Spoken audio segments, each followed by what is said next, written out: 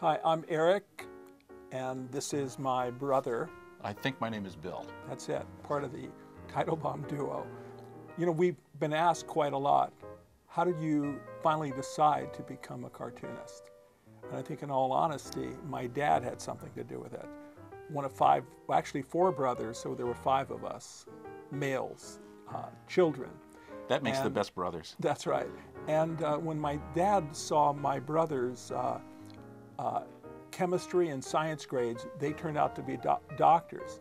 But when he saw the grades that Bill and I had in chemistry, he immediately advised us to become cartoonists. My dad was an attorney. He gave up the law field to become a comedy writer. We started looking at his gags, and actually he made us look at the gags, and we started sketching them. And when we were teenagers, we started to submit drawings. Some of the gags are his. Bill actually started selling gags to major magazines before I did. You remember your first? Yeah, my first cartoon that I was able to sell was to popular photography. Popular photography. And then modern photography as well. Yeah, I look back at it now and it's kind of compelling. Bill, as a kid, always talked about drawing the Pink Panther. It was like a dream. I giggle at it, that's quite a dream, but it really came to fruition. The dream really worked out after a lot of drawing and practice and submissions and rejections. I think it was the tenacity of sticking with it. That was really, really important. I think that's one of the elements of becoming a cartoonist and staying in the business, is that you learn to develop a thick skin. Many times you think something's funny, you have to pass it around and get some reactions. One of the great advantages of having a brother that's a cartoonist and also your partner is that you're able to do that exchange. Eric edits my work, I edit his, and it makes it an easy process of developing cartoon strips.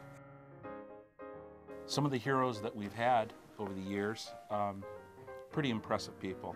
I remember as a kid, I couldn't start my day without reading the strip called Little Abner by Al Capp. Strangely enough, that was also a brother team that drew that strip. It was.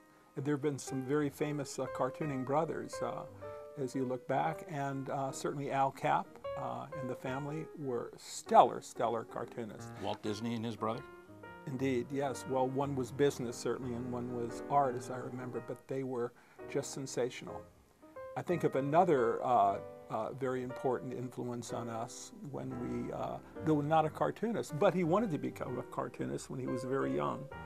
That was Rodney Dangerfield. That's right. And Rodney was, as we know, a unparalleled gag writer and deliverer of gags.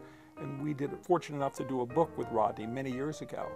And he would do the poses and the expressions. And he loved the work, you know. He loved the work, he needed the work.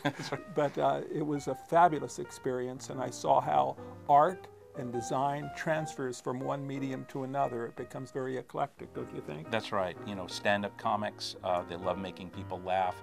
Animators, they love making people laugh.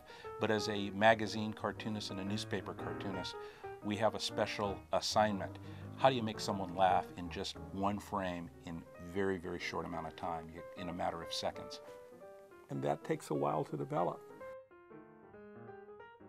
A couple of other heroes that we have in the industry are well, Chuck Jones, certainly. Well, absolutely. That I was mentioned because of the Pink Panther was Friz Freleng and Dave DePatie, but of course Chuck Jones was in that entire family. Yeah, Chuck was an unparalleled designer and cartoonist and caricaturist, and when you think of the Looney Tunes group, Bugs Bunny, need I go on? He's just one of the greatest. One of the areas that Chuck was so amazing with was creating a gag just with visuals. And it was a sight gag, as we refer to in the business. And as you remember, the Roadrunner and the Coyote is fabulous, fabulous style cartoons. I loved it because I love the sight gag, and that's one of my fortes. I like the way that in just a couple of frames, you tell a story.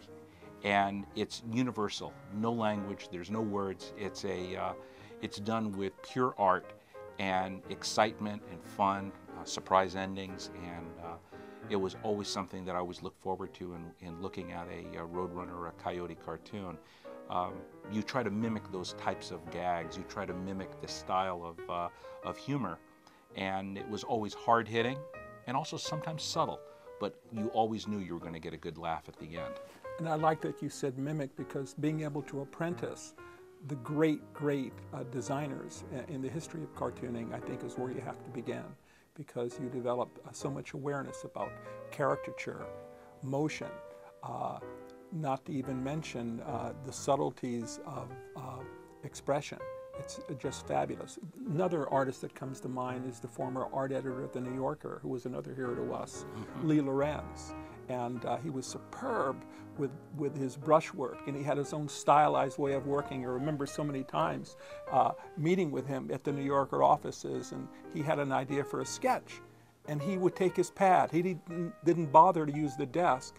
He would put the pad right in his lap, have a brush, wet it a little bit with his tongue. I hope he used mouthwash later on. I never touched his brushes. Thank you. And then he would just sketch on the pad while holding it in his lap, and they were superb, unparalleled drawings.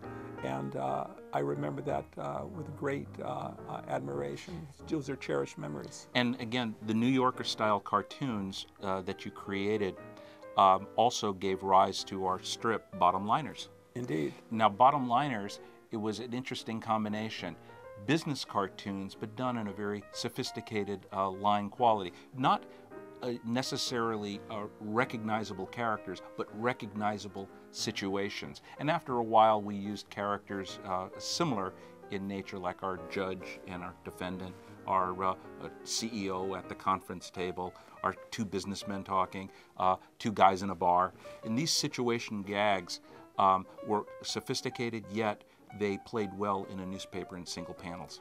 Indeed, not to forget the psychiatrist and the patient that we've done 1,000 times.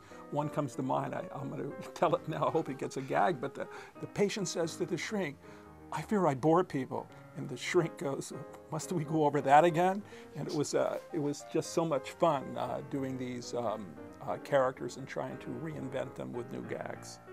And I'm fortunate to have a brother who likes to draw and write gags.